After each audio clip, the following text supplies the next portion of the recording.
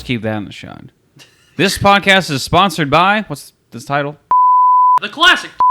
Wear It Into Podcast. The classic basketball shoe. We've been recording for a good old bit. All right, welcome back to the show. I just want to let everybody know that you could be napping, you could be enjoying yourself, but you're taking time out of your day to watch this, and I thank you for it. Liam, how you doing? Liam's back on the podcast. I am doing fantastic, my friend. We both became white girls and went to Starbucks.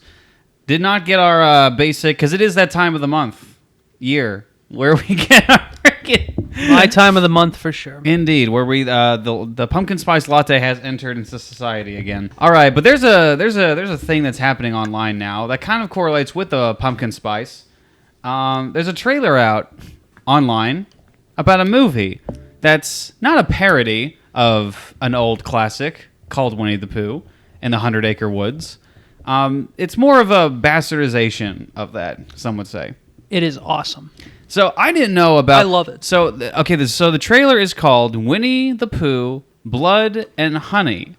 It's not an exaggeration. It's a thing that exists. It's something that people spent money on, and no one thought that it was a bad idea. Because it's released, it's out, it's coming out soon, and there's a trailer for it that I haven't seen, but Liam has seen.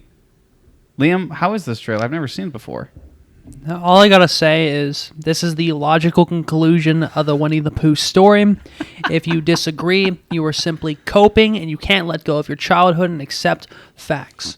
The story is that Christopher Robin abandons them and they become feral. Wait, you're okay? Are you serious? Are you kidding? That's the plot of the story. Oh, okay. Christopher Robin abandons them, comes back like 20 years later, and Winnie the Pooh and Piglet have gone feral.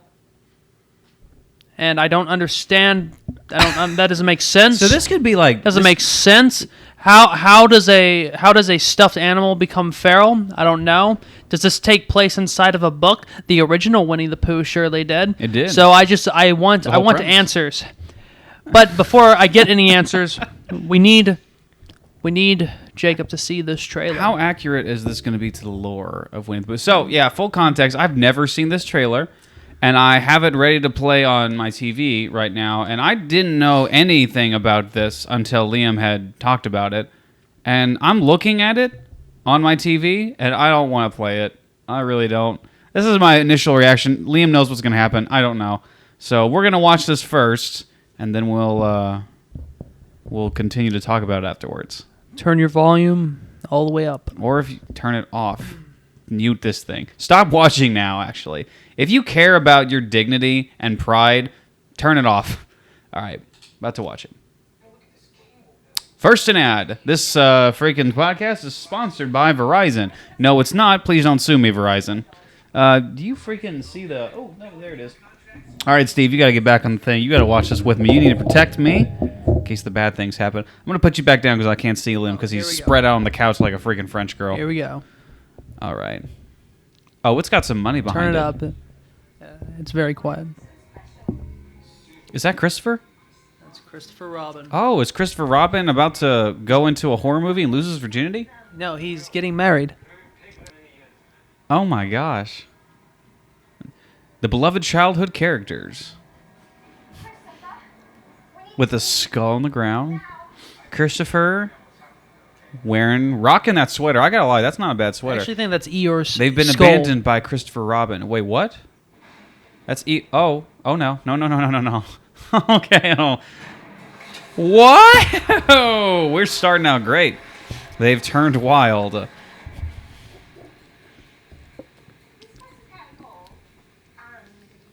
Oh, okay. So did they just kill Christopher Robin and now we're just in a generic horror movie? Oh, okay. The people in these movies know that they're in, like, a 100-Acre Wood Winnie the Pooh horror movie, right?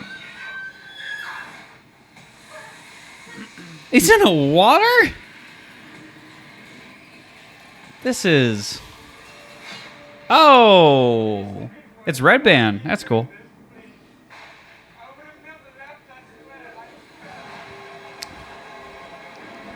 I want to hear Pooh speak. He's got a gun. He's got a Glock. Pooh has a Glock. Winnie the Pooh, Blood and Honey. What the heck is that?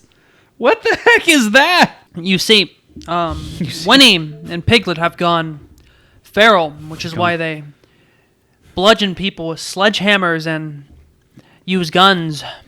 Are we freaking Because this movie? that's what feral animals do. Yeah. Or stuffed animals or whatever. Yeah, they come to life looking like Is plastic versions. They look faker than the actual stuffed animals in the old movie. It doesn't. I mean, I don't know. In my mind, I'm trying to put this logically, which is probably not something I should do with a Winnie the Pooh horror movie. But I feel like if you have the budget to acquire the rights to freaking Winnie the Pooh, then maybe you would have a better budget. They don't need to acquire the rights because Winnie the Pooh fell into the public domain this year. Oh, it did. That's why the movie is being made. That makes a lot of sense. From what I've heard, it seems as though the original script had nothing to do with Winnie the Pooh. It's a low-budget film. It's not being funded by Hollywood. But since Winnie the Pooh fell into the public domain, it just took that. They felt, hey, this is good for publicity. Let's just make a Winnie the Pooh horror film. Oh my gosh. And that's going to work. People are going to pay to see it. You know what that sounds like? That sounds like the 10 Cloverfield Lane thing. When they were originally doing that movie, it was never connected to the Cloverfield universe, but then J.J. Abrams got involved and then just tacked on like a Cloverfield thing at the end, which is why that ending of that movie makes no freaking sense at all. Have you ever seen that movie? I've never seen that. It's actually not a bad movie up until the ending, and that part makes no freaking sense. Anyway, what the heck? I don't have any positive things to say about that. That's the end of the podcast. Other than I give them balls. That's the end of the podcast. You have a wonderful night. That's the end of the podcast. That's it. What further things you need to talk about?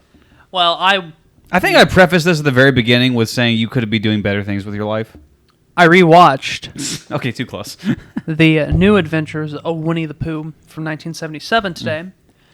And it's weird watching it knowing that this is going to come out because I forgot just how innocent Winnie the Pooh actually was.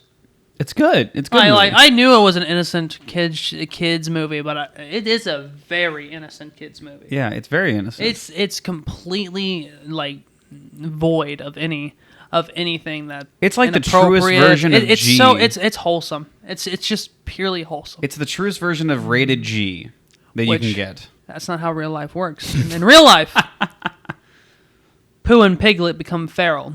Mm-hmm. And that's what happens when you grow up and abandon your stuffed animals.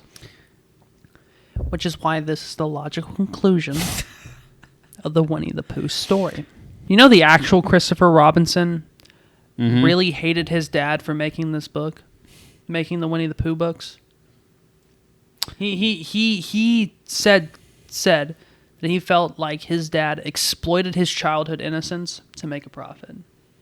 Wait, hold on. There's a difference between there. Hold that. Did he actually say that? Yeah, he did say that. Oh. The actual Christopher Robin. Exploited his childhood innocence. Because Christopher Robin was a real person.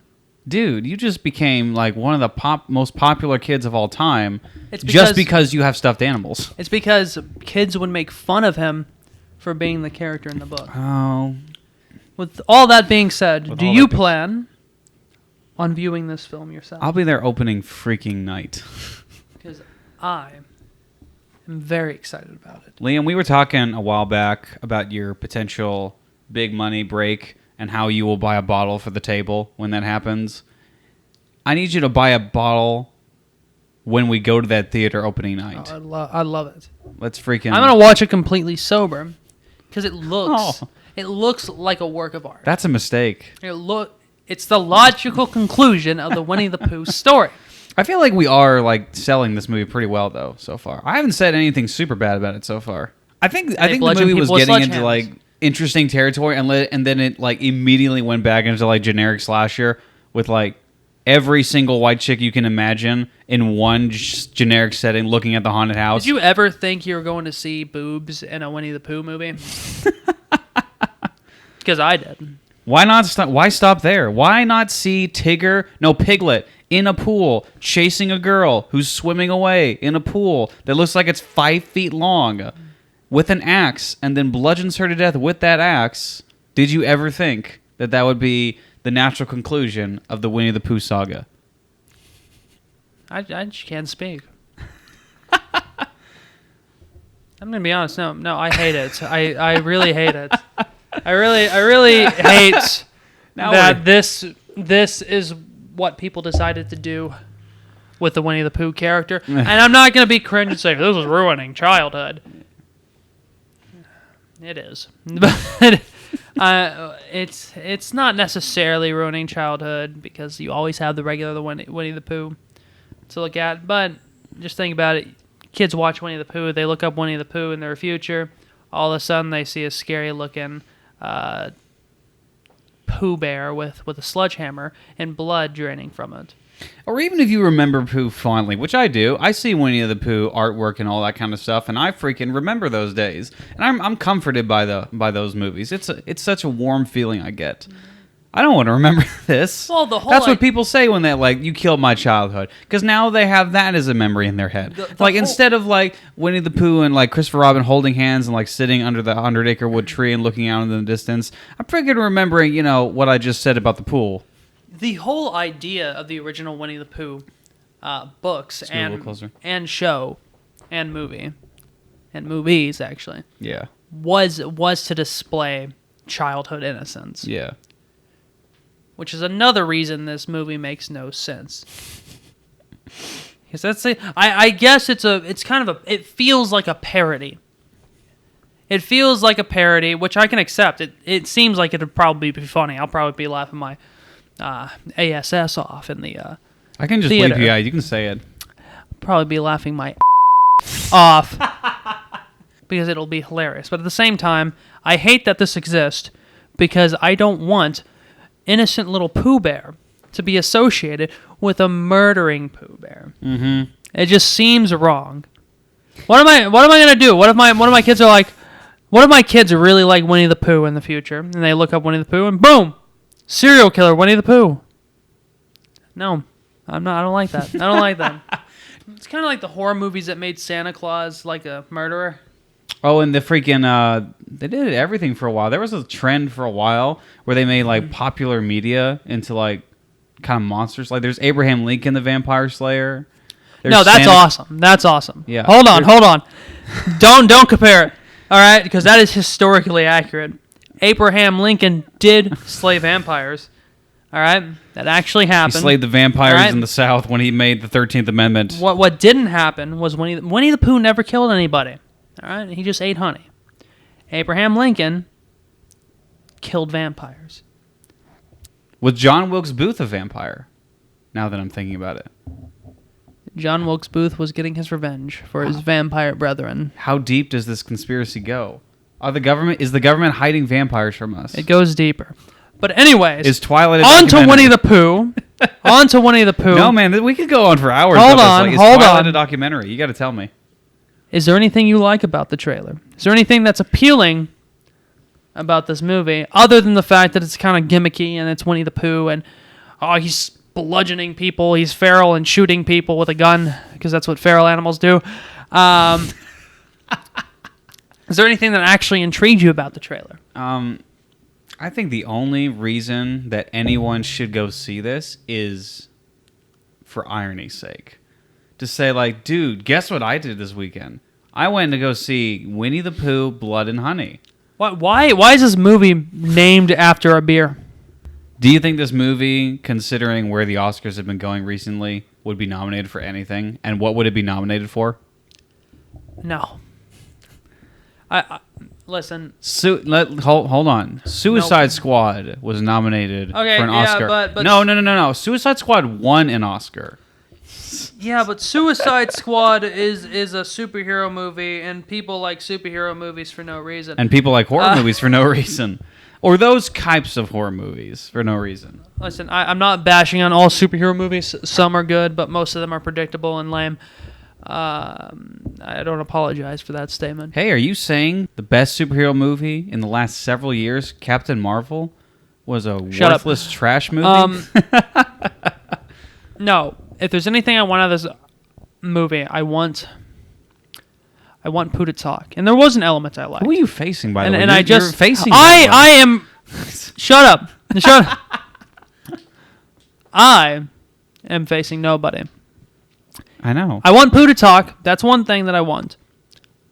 And there was one thing I liked about the trailer. I'm holding up a 2. There was one thing I liked about the trailer that I just noticed. I said it right here.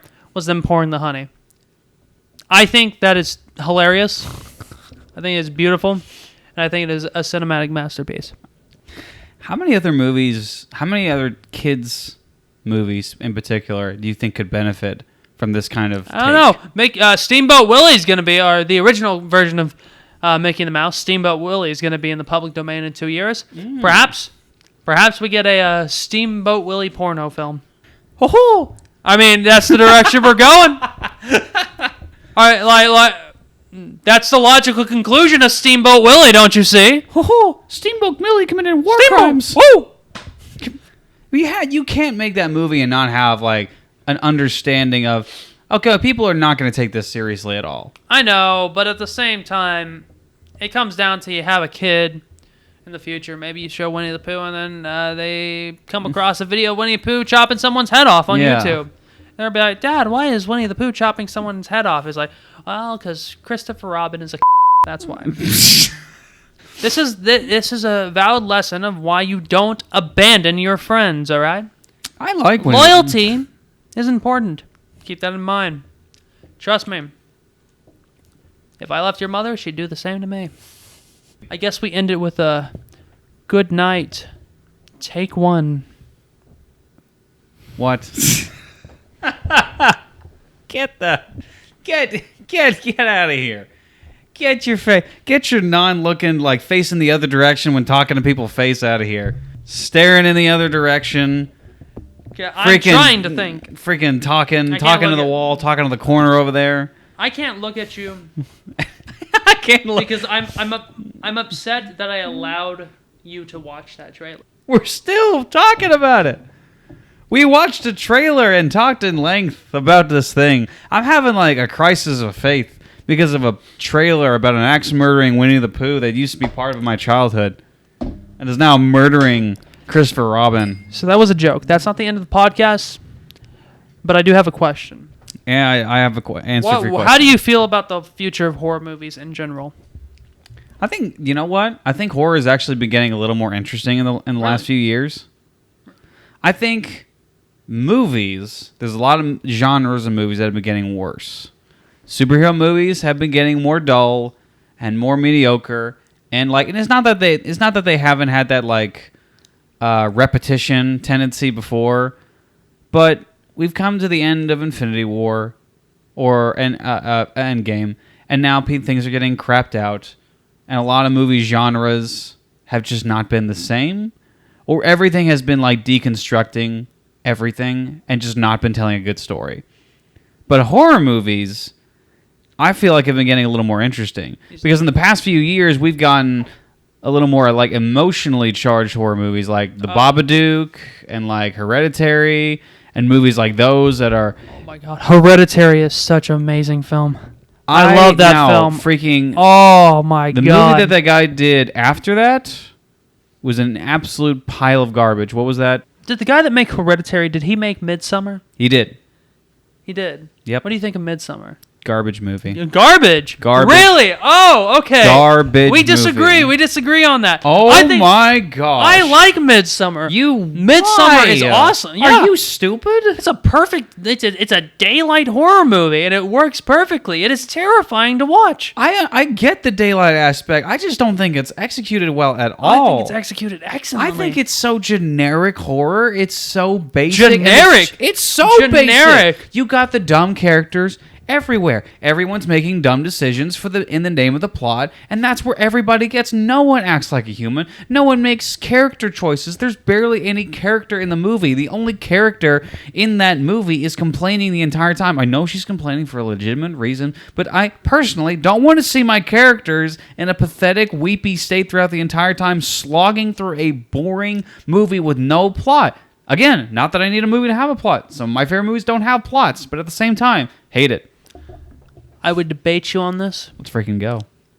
But I was half drunk when I watched it. oh, come on! You can't just say it. No, defend it now. Defend your honor. I actually don't remember much about it, Midsommar but I know that it's a good movie because I remember enjoying it. I remember actually being intrigued. Hypocritical piece of Listen. You're wrong. How am I wrong? You just admitted you were drunk. I was half drunk.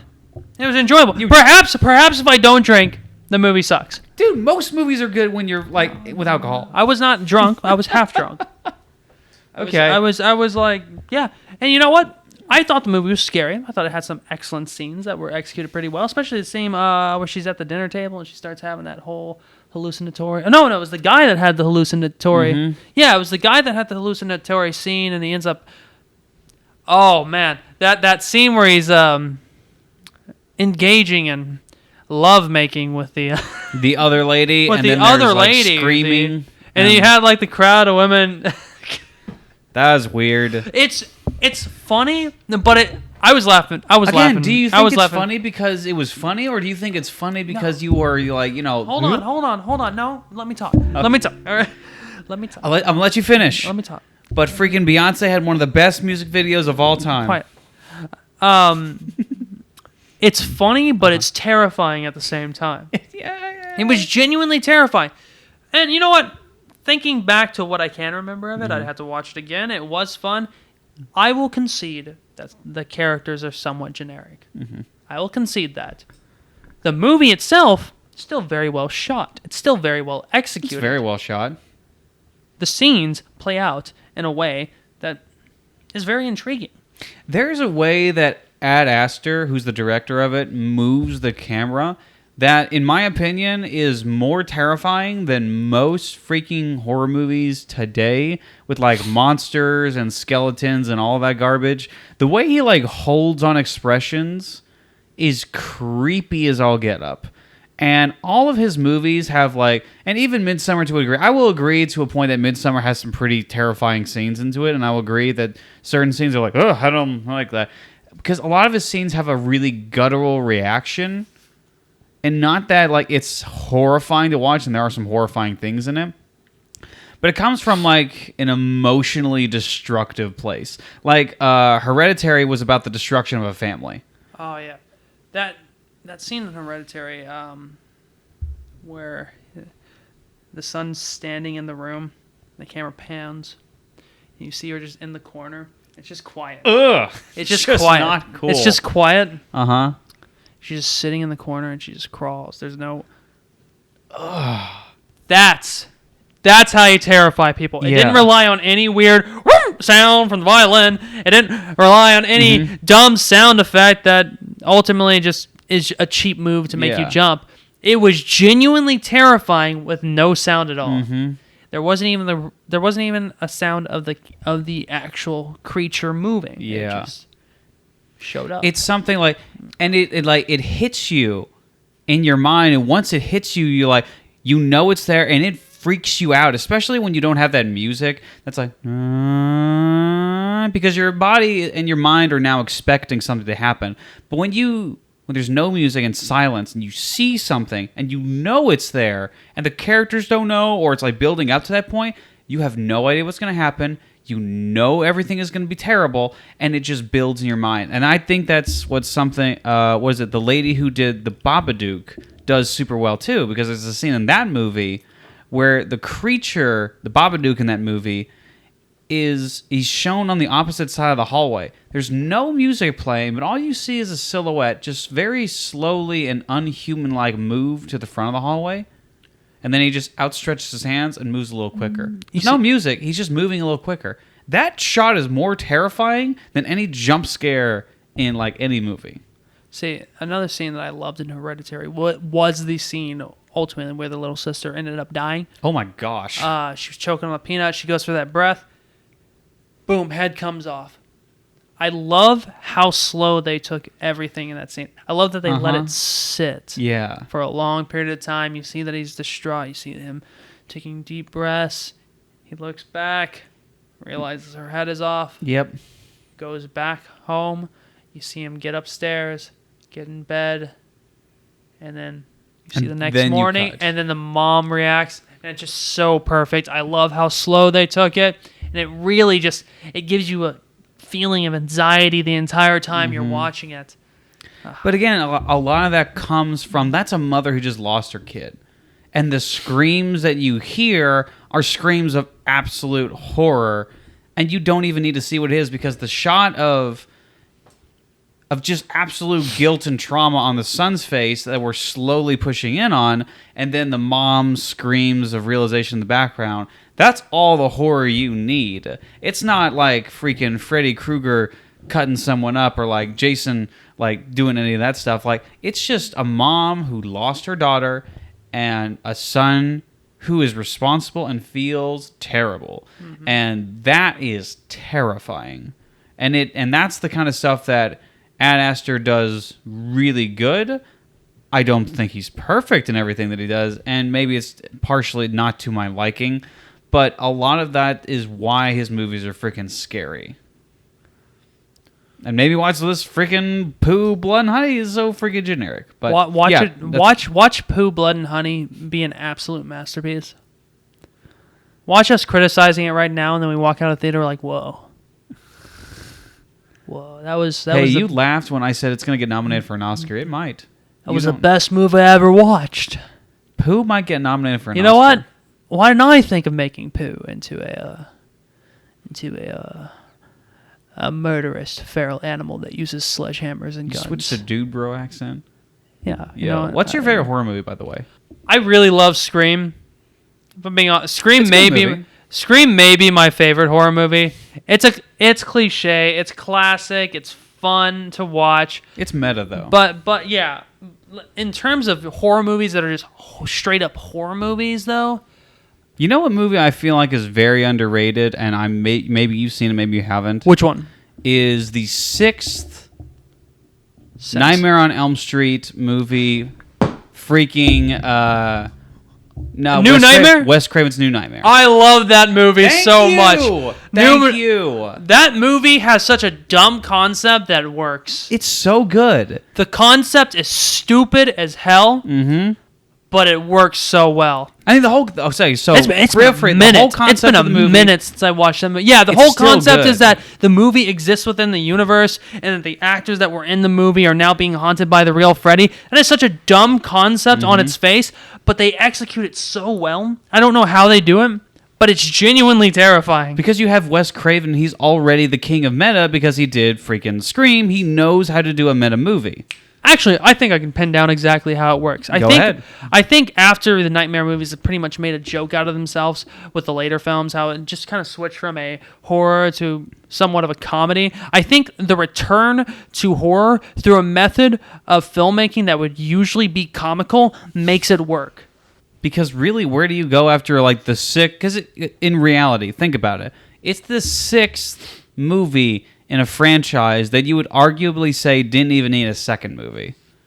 You've already run this into the ground. Where can you go now? And I think Wes Craven took it in a direction where say, you know what? We're going to semi-make fun of ourselves with this kind of thing. And that's probably why it works. After because you got the third movie, which... is that Dream Warriors? Dream Warriors was okay. No. That movie's awful. I'm sorry. Welcome to prime time! Shut up. Great line.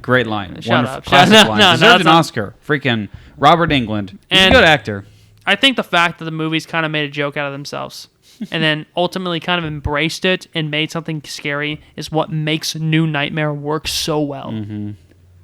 It's actually genuinely freaking creepy in a lot of scenes, especially like the beginning build-up, which for most horror movies is the most terrifying part. The ending is kind of generic, but at the same time, that build-up is absolutely perfect with Freddy and everything. Was there a scene where Robert Englund actually played himself? I can't remember. Yeah, there is. He played himself. He was on a talk show, and he came out playing Freddy, his character Freddy, and then talked to the person who played, what's her name in the original movie? Nancy. Dang it. Got it. Okay, Nancy. I think it's better than the first, or at least I agree. enjoy it than the first. I think it may be my favorite. I need to find more people like you. It actually may be my favorite Nightmare on Elm Street movie. Mm-hmm. I I've never actually talked to many people about it. If though. it's better than the first, if you think it's better than the first, then it is your favorite Nightmare movie. Yeah. Because what other ones? Yeah, are the second like, one sucks, and the third one I don't like. So yeah, it's my favorite. Yeah, it's the freaking I mean, the first one's not even all that great in my opinion. I like it. I think there's something to say about the later ones as well, because there's a lot of directorial like stuff that happens in that I actually find interesting and creative that goes into the other Nightmare movies. I don't think it's good, but I think it's interesting to talk about. You know, I have yet to see. I mean, any others. I've only ever seen the first Nightmare on Elm Street. No. Hold on, wrong one. Wait. I've only ever seen the first Friday the 13th movie. I've never seen any of the Friday the 13th You haven't movies. seen any of them? Not I've only seen the not first one. one. I've never seen the ones with Jason in them.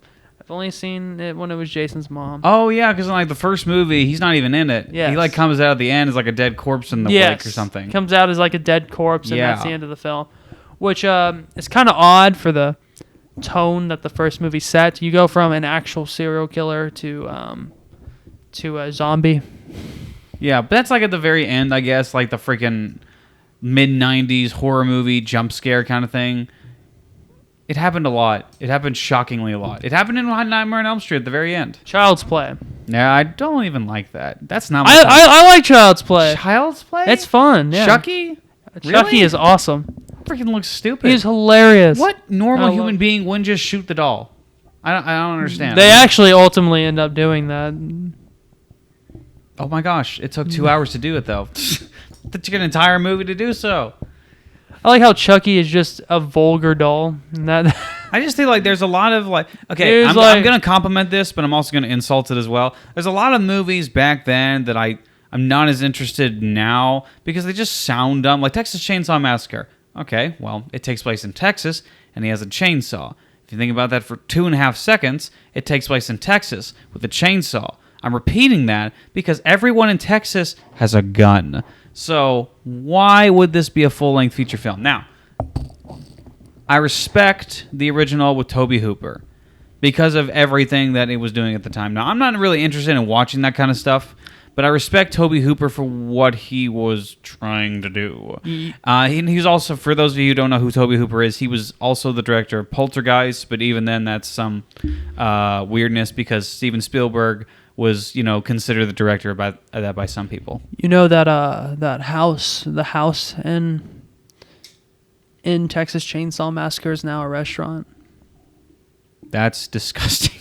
I've been there. You've been to that I've been house? there, yeah. Really? You go in, you can see the famous staircase. And That's the hallway, interesting. You can actually, when you walk in, you see the hallway that the woman, I forgot her name, the woman that was getting slaughtered was dragged into. So you actually, it's just a normal restaurant. They serve, it's a diner.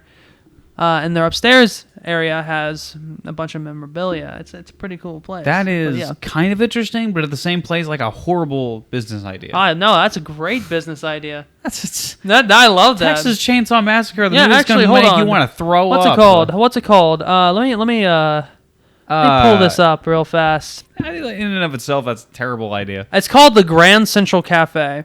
So hold on, I'm gonna pull it up. Let's see what they have. Grand Central Cafe.